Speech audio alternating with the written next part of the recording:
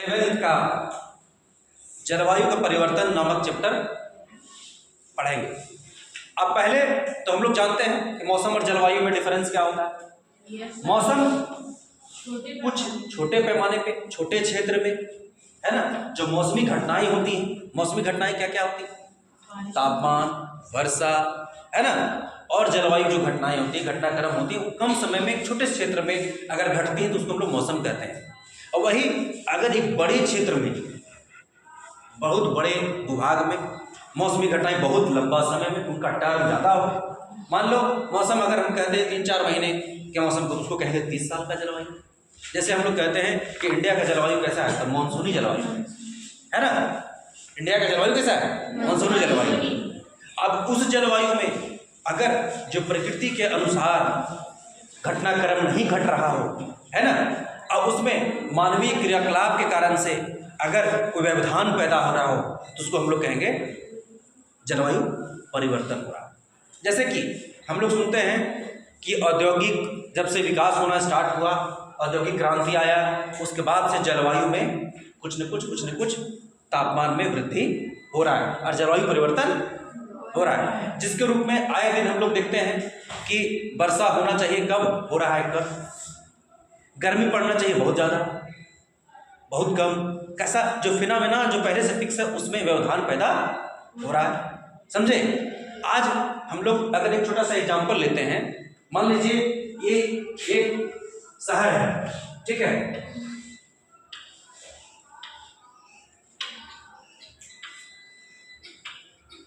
ठीक है, ये एक शहर है। इस शहर में आप लोग को सबको पता होगा कि शहर में जो सड़कें होती हैं, जो घर होते हैं, कंक्रीट के बने होते हैं, है ना। ये जो ग्रामीण एरिया है या इसके जो आसपास का एरिया है, यहाँ से अगर हम तापमान का एक रेखा बनाए तो वो रेखा इस तरह का बनेगा। इस तरह का क्यों बनेगा?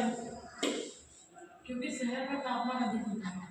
अधिक होने के पीछे कारण है कि ये जो कंक्रीट का जो स्ट्रक्चर है, वो कंक्रीट का स्ट्रक्चर क्या किया है, तापमान को, टेम्परेचर को ज्यादा एब्जॉर्ब करके रखा है। समझे?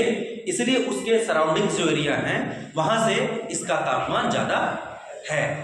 अब तापमान ज्यादा है तो वहाँ सारा रहन सहन, तौर तरीका, वहाँ के जलवायु, वहाँ का मौसम, वहाँ के जो जीव जंतु, वहाँ के पेड़ पौधे सब अलग प्रकार के, समझे?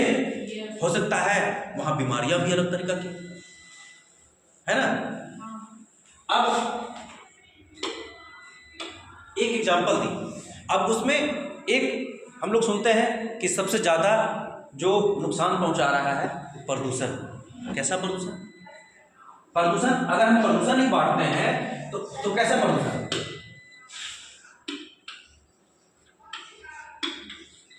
इसे पॉल्यूशन किस तरह प्रभावित करता है? आज पॉल्यूशन मान लो हम लोग जनरली 2-3 तरह से बांट के पढ़ते हैं। जल प्रदूषण, वायु प्रदूषण, एयर हो गया, वाटर हो गया, है ना, यस सर, लैंड प्रदूषण पढ़ते हैं हम लोग, है ना, ठीक है। आज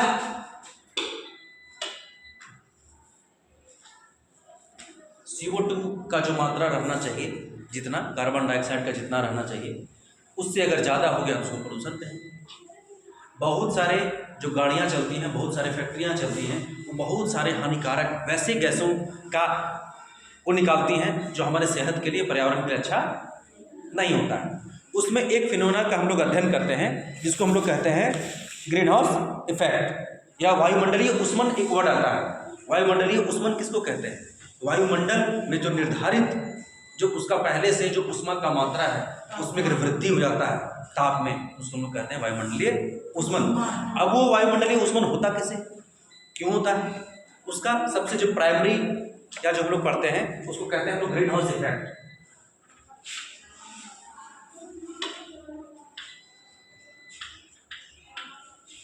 ग्रीन हाउस इफेक्ट के नाम से हम जानते हैं। अब ग्रीन हाउस गैसें क्या होती है?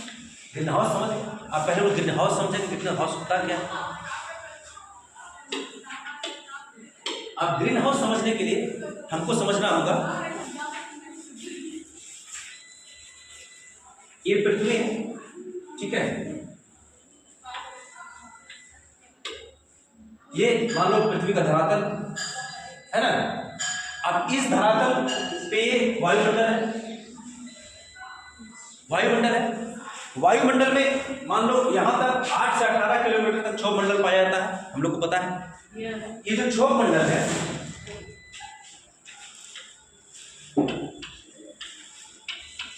क्षोभ मंडल जो है, इस क्षोभ मंडल में हम पहले भी पढ़े हैं कि निचले भाग में ही जलवाष्प पाया जाता है, धूलकण पाया जाता है ना, गैसें पाई जाती हैं। सूर्य से जो आती हैं किरणें, जो आती तो है शॉर्ट वेव के रूप में, लघु तरंग के रूप में, लेकिन जब वो परावर्तित होती हैं तो वो होती हैं दीर्घ तरंग। शॉर्ट वेव, ये लॉन्ग वेव। Long wave. पृथ्वी का जो हमारा वायुमंडल है वो क्या करता है कि ये जो शॉर्ट वेव आ रहा है उसके लिए तो पारदर्शी है, उसको तो आने देता है ना। उसमें भी हम लोग पहले पढ़े हैं कि समताप मंडल में ओजोन गैसें होती हैं जो ग्रीन हाउस, बहुत सारे वैसे जो आपका सूर्य की परागैंगनी किरणें होती हैं, पराबैंगनी किरणें, अल्ट्रावायलेट रेज, उनको अवशोषित कर लेती हैं, समझे। अब ये जो शॉर्ट वेव आता है इसके लिए तो पारदर्शी है, इसको तो आने देता है, लेकिन जो लॉन्ग वेव में जो लौटती हैं उनको पूरा का पूरा वापस नहीं आ जाता नहीं देता है। इसको हमारा वायुमंडल कुछ न कुछ मात्रा रुक के रख लेता है। अगर ऐसा नहीं होता तो क्या होता? अगर ऐसा नहीं होता तो दिन में अगर तापमान मान लीजिए 32 डिग्री सेल्सियस है तो रात में 0 हो जाता। लेकिन यही जो ग्रीन हाउस गैसें हैं कुछ रोक लेती हैं तो रात का तापमान 0 नहीं होता। लेकिन इसका एक सीमा होता है ना, प्रकृति में एक अनुकूलतम सीमा होता है। वो अनुकूलतम सीमा जब क्रॉस कर जाता है, जब पार कर जाता है तो हम लोग कहते हैं उसको कि भूमंडलीय उष्मन की स्थिति में गुजर रहा है। अब वो कैसे होगा? वायुमंडल में धूलकण बढ़ गया, कार्बन डाइऑक्साइड का मात्रा बढ़ गया, जलवाष्प का मात्रा बढ़ गया, है ना। अब इससे क्या हो गया कि ये जो किरणें हैं वो ज्यादा रुक जा रही है। बहुत सारे और सारी गैसें हैं, नाइट्रस ऑक्साइड है, क्लोरोफ्लोरोकार्बन है, मीथेन है, ओजोन है ना, बहुत सारे गैसें जो रोक लेती हैं। तो हम लोग कहते हैं कि ये जो भूमंडलीय उष्मन हो रहा है ग्रीन हाउस इफेक्ट के कारण से, इसीलिए प्रकृति को नुकसान पहुंचाने वाले जो गैसें हैं उनको बढ़ने से रोकना है। अब उसका सबसे प्रभाव क्या होगा, इफेक्ट क्या होगा? सबसे बुरा इफेक्ट होगा कि समुद्र का तल जो है वो ऊपर की ओर चला जाएगा। अगर हम लोग इफेक्ट की चर्चा करते हैं, है ना, अगर हम लोग प्रभाव का चर्चा करते हैं तो सबसे पहला प्रभाव होगा कि समुद्र का जो सी लेवल होता है ना, ठीक है, सी लेवल क्या होगा, ऊपर आ जाएगा। अब सी लेवल ऊपर आने से बहुत सारे नुकसान होंगे। जैसे बहुत सारे वैसे द्वीपीय कंट्रीज हैं या द्वीप हैं, है ना, जहाँ पर्यावरण को नुकसान होगा, डूब जाएंगे। बहुत सारे देशों को भी नुकसान होगा। हमारे देश में अंडमान निकोबार आप लोग जान रहे हैं, लक्षद्वीप जान रहे हैं, है ना, और जो तटीय प्रदेश हैं वहाँ का पर्यावरण तो चेंज होगा ही, है ना, समझे, वो डूब भी जाएंगे। वैसे बहुत सारे कंट्रीज हैं जहाँ ये समस्या होगा। दूसरा सबसे बुरा इफेक्ट पड़ेगा जो क्लाइमेट चेंज होगा।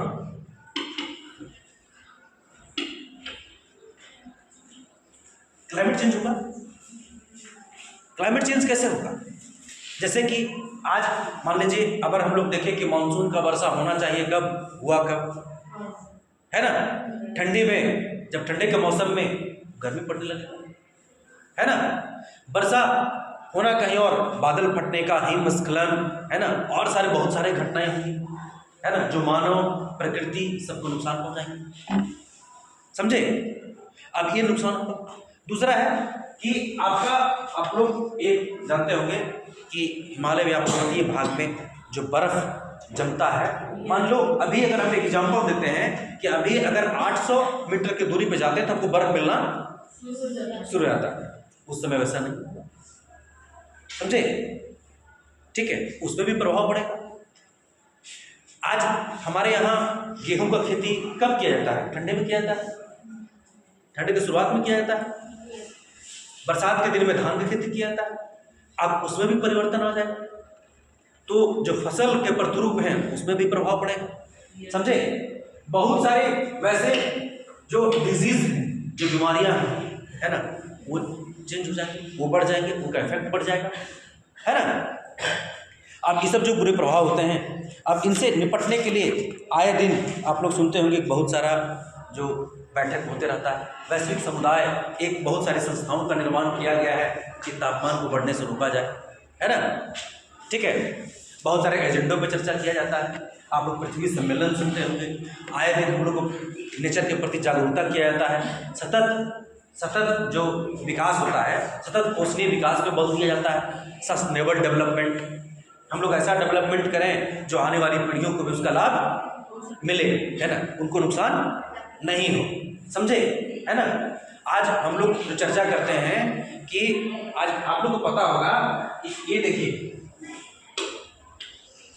ये जो पृथ्वी है, इस पृथ्वी पे ये जो कर्क रेखा और मकर रेखा है,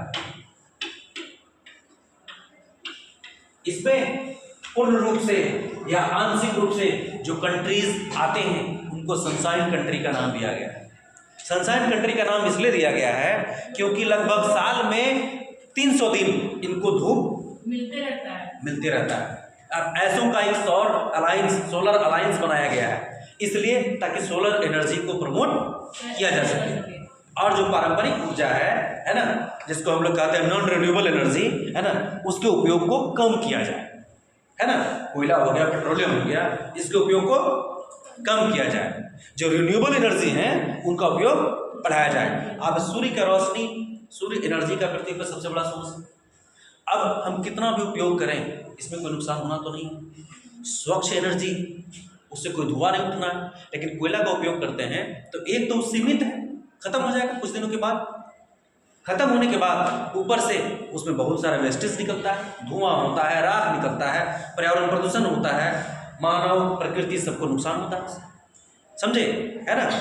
तो आए दिन हम लोग सोलर को प्रमोट कर रहे हैं, पर बिजली को प्रमोट कर रहे हैं, हाइड्रो इलेक्ट्रिसिटी, है ना, पानी से बिजली का उत्पन्न किया जा रहा है। बहुत सारे वैसे कंट्री हैं, है ना, जो बहुत आत्मनिर्भर हो गए हैं नॉन रिन्यूएबल एनर्जी के मामले में, है ना। वो रिन्यूएबल एनर्जी का ज़्यादा उपयोग करने लगे। हम लोग धीरे धीरे उस ओर बढ़ रहे हैं, है ना। उसके लिए बहुत सारी संस्थाओं का निर्माण किया गया। ठीक है।